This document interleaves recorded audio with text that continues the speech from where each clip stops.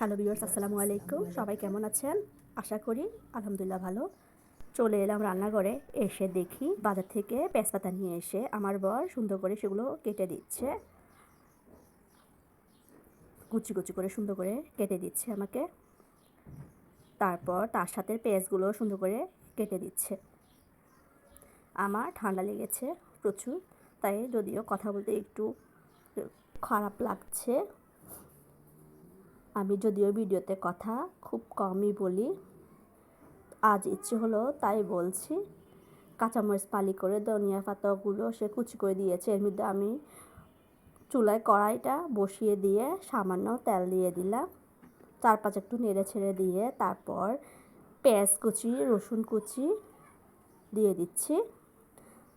তারপর টমেটো কুচিও দিয়ে দিলাম। আপনারা ভিডিও না টেনে দেখতে থাকুন। কাঁচামরিচ ফালি করাগুলো দিয়ে দিলাম। আপনারা যারা ঝাল বেশি খান তারা কাঁচামরিচের মাত্রা বাড়িয়ে দিতে পারেন। সামান্য তেল দিয়ে চারপাশে আমি ঘুরিয়ে নিয়েছিলাম। আপনারা চাইলে তেলের পরিমাণ আরও বাড়িয়ে দিতে পারেন, কারণ আমি জানি অনেকে তেল বেশি খায়। তারপর আমি সামান্য গোলমরিচ গুঁড়ো দিয়েছি ও জিরা গুঁড়ো, ধনিয়া গুঁড়ো দিয়ে দিয়েছি। আর অন্য কোনো মশলা আমি অ্যাড করছি না। এরপরে পেঁয়াজ পাতাগুলো দিয়ে দিচ্ছি। আমি যে রেসিপি তৈরি করব, এই রেসিপি ন্যাচারাল যে একটা ভাব, আমি সেটা পছন্দ করি, বিশেষ করে সবুজ।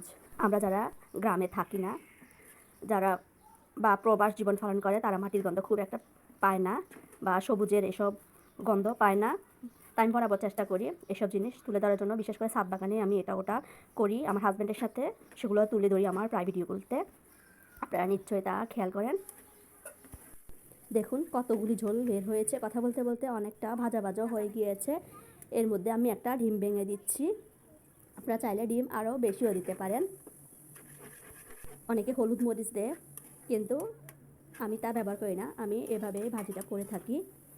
খেতে কিন্তু মন্দ হয় না, আমার পরিবারও এভাবে পছন্দ করে।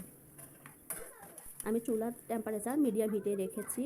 এর থেকে বেশি আমি বাড়াইও নি আর এর থেকে কমাইও নি, একই হিটেই সম্পূর্ণ রান্নাটা করে নিচ্ছি।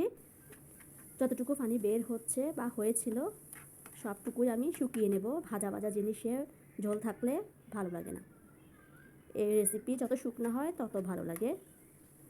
লবণটা একটু কম হয়েছিল, আমি আর একটু লবণ দিয়ে দিচ্ছি। সে সাথে ধনিয়া পাতাও কুচি করে দিয়ে দিয়েছি। আমি আবার বলছি, ঝালটা যার যার পছন্দ মতো। যারা ঝাল বেশি খান তারা আর একটু ঝাল বাড়িয়ে দিতে পারেন। আমি মনে করি লাল মরিচ থেকে কাঁচামরিচটা ভালো। কাঁচামরিচ ভিটামিন সি সমৃদ্ধ ও প্রচুর পরিমাণে ক্যারোটিন রয়েছে, যার কারণে এটা শরীরের ক্ষতি না। ভিটামিন সির অভাবে স্কার্বি রোগ হয়। এর মধ্যে আমার পেঁয়াজ পাতা ভাজিটা হয়ে গিয়েছে। একটু বেড়ে দেখাচ্ছি, দেখুন কালারটা কত সুন্দর হয়ে এসেছে। একেবারে সবুজ সবুজ, এই সবুজ কালারটাই আমার কাছে ভালো লাগে, যাকে বলে অরিজিনাল কালার, ন্যাচারাল কালার। এখন গরম গরম ভাতের সাথে পরিবেশন করব। এভাবে করে বাসায় ট্রাই করুন। ভালো লাগলে লাইক, কমেন্ট, শেয়ার করুন ও সেই সাথে চ্যানেলটিকে সাবস্ক্রাইব করুন। আজ এ পর্যন্তই। ভালো থাকুন, সুস্থ থাকুন। পরবর্তী ভিডিওর জন্য আমন্ত্রণ রইল। আল্লাহ হাফেজ।